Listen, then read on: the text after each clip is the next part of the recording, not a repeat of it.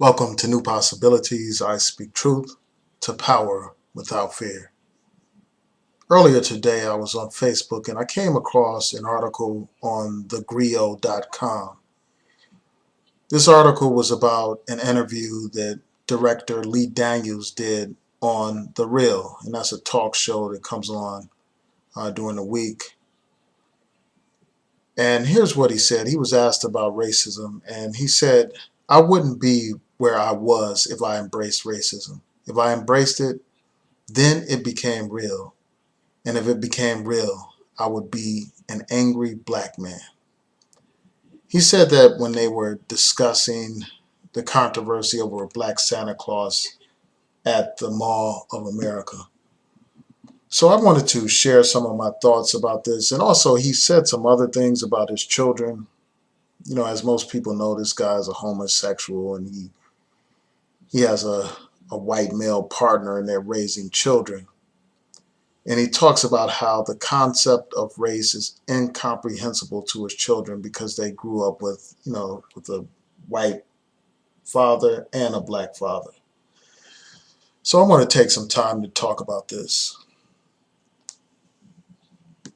First of all, racism obviously is not a figment of our imagination. It is very real. It is manifest in the institutions in society, and also it manifests on an individual level as well. So in terms of the institutions, like every aspect of society is affected by racism, whether we're talking about the criminal justice system and the unfair sentencing of African Americans and the problem of mass incarceration, whether we're talking about policing in the community. There are huge disparities between African Americans and white people. For instance, white people make up 62% of the population.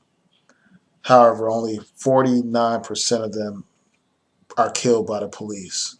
Black people make up 13% of the population, yet they constitute 24% of those who are fatally shot by the police. That means that black people are more than 2.5 times more likely as whites to be shot and killed by the police. Black men make up 6% of the population, but they constitute 40% of unarmed people killed by the police. Those are real statistics that manifest the racism that we talk about. Racism is not a figment of our imagination. It's a real reality. When we look at just a recent decision in the Walter Scott case, how you had video evidence of this brother being killed by the police. Clear, obvious, this brother's running from the police, unarmed, at least 18 feet away from this officer, and the officer shot and killed him. Shot him multiple times, killing him. And because of racism, without a doubt, that jury was unable to reach a verdict and there was a mistrial. And every other day we hear about these incidents of police brutality where black people are being killed by these police, unarmed black people, people who are not posing a threat to the officers. But yet this man has the nerve to suggest that somehow racism is in our mind and somehow if you ignore it, the situation will change. Racism is manifest in the education system, the achievement gap between black students and white students, the disparity in resources at schools in black communities compared to schools in affluent white communities. There are so many manifestations of racism. You could go on and on. You know, if you look at the school to prison pipeline, that's another issue. If you look at disparities in healthcare, you look at economic disparities in terms of wealth. And I've cited this before, but according to an article in the Nation magazine, it will take black people over 200 years to amass the same level of wealth as white people. So there are huge disparities, and racism is a reality in this country. We have the situation of Joe McKnight, the former NFL player, shot and killed in a road rage incident. And the killer wasn't arrested until 4 days later. He wasn't charged until 4 days later. And that killer was a white man. If that was anybody else, if that was a black man, that person would have been arrested a long time ago. And given how these cases have turned out, there's a very real possibility that even that guy, a man who admits that he killed an unarmed man, even he could end up walking free. So racism is a reality, and it's time for people to stop ignoring reality. And that's essentially what this man is doing. You can't solve racism or address racism by pretending that it doesn't exist. You can't do that. All that does is allow the problem to fester, much like a disease. If someone doesn't get early treatment for a disease, it can be fatal in many cases. And this disease of racism has to be addressed. It has to be confronted. It has to be um, taken care of. It can't be ignored. And that's what this man is doing. Now, I understand why some professional people may try to ignore racism, because by doing so, essentially what it does is allows them to advance in their individual careers by essentially timing and cooning and completely selling out and pretending like you don't, like racism doesn't exist.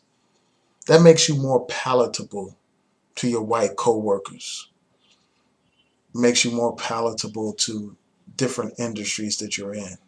And it makes it easier for you to climb the ladder of success, whether we're talking about in politics or in the corporate world or in entertainment.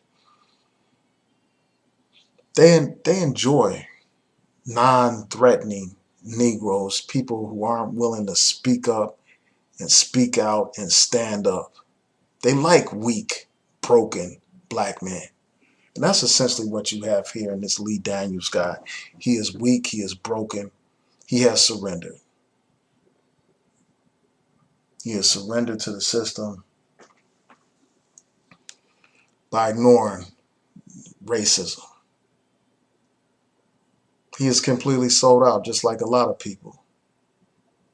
It's no coincidence that a lot of these successful black people go out of their way to pretend like racism doesn't exist. They are silent when issues of importance to the black community are in the forefront. When you have a Trayvon Martin being killed by a so-called neighborhood watch person, when you have Michael Brown being killed, when you have all these black people being killed, Alton Sterling, Philando Castile, Sam Dubose, through all these tragedies, these celebrities that have influence and power and wealth, they remain silent because they have sold out. They have literally sold their souls to the devil for wealth and fame. And we can't even expect these people to rescue us because they are complete sellouts. They don't care anything about the plight of their people. Because of the wealth that they acquired, they completely disassociate from the interests of their people. And this statement about how his children um, don't acknowledge race, or they find the concept of race to be incomprehensible, I think that that's sad. We have to prepare our children for the real world in which they will live. A world is governed and ruled by racism and white supremacy. If you don't prepare your children for that kind of world, then they are ill equipped to live and function in the world as it exists. We have to deal with the world as it exists, not as we imagine it to be. We can't walk through the world wearing rose-colored lenses and glasses and ignoring reality. So those are my thoughts.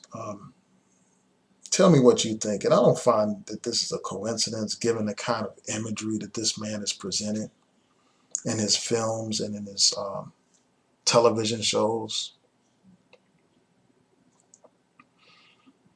I mean, this is the man who gave us Precious, after all, a depressing movie that depicted black people in the most obscene and disgusting stereotypes ever presented in the movies. Ever presented in the movies. This is a man who gives us Empire, a modern day minstrel show for all intents and purposes, depicting black people as violent, depicting black people as sex crazed, depicting black people as completely dysfunctional, and glorifying the homosexual lifestyle.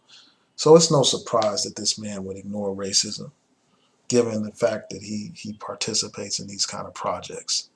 So tell me what y'all think. Please rate, comment, and subscribe. Peace.